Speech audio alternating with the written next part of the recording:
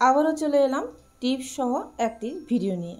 আসসালামু আলাইকুম, সুইসুতার আজকের চ্যানেলে সবাইকে ওয়েলকাম জানাচ্ছি। সেদিন একটি জামা কিনলাম ইসমার জন্য। আর জামাটা কি সাইজে বড় নাকি ইসমা সাইজে ছোট সেটা বুঝতে পারছি না। ইসমার কাঁধের অংশ দিয়ে জামার কাঁধটা পড়ে যাচ্ছে। এমনি তো ইসমা সামান্য একটু হ্যাংলা, আর কাঁধের অংশে যেমন এই জামাটা পড়ে যাচ্ছে, আর আমি হচ্ছি সেই সাথে একটু খুঁতখুঁতে স্বভাব। তো কিছুতে এই জামাটা আমি ইসমাকে পরাবো না, তো সেই সাথে একটি টিপস খাটিয়ে নিলাম। জামার কাঁধের অংশে ছোট করে দুইটো সেলাই করে দিয়েছি, একটু টেনে টেনে সেলাই করে দিয়েছি ভিতরের অংশে বটি নিয়ে, যেমনটা দেখতে পাচ্ছেন। দেখুন,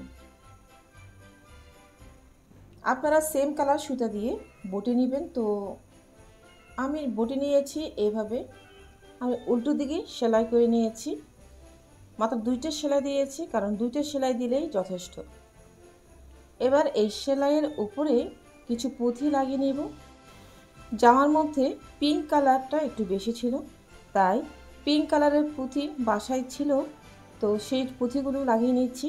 দুটো করে লাগিয়ে নিচ্ছি, আপনারা আপনাদের ইচ্ছে মতো যে কোনো পরিমাণ পুঁথি লাগিয়ে নিতে পারেন। এর মাঝে বলে রাখছি, আমার চ্যানেলে নতুন ভিউয়ার্স হয়ে থাকলে চ্যানেলটিকে সাবস্ক্রাইব করে আমাকে সাপোর্ট করার অনুরোধ রইল আপনাদের কাছে।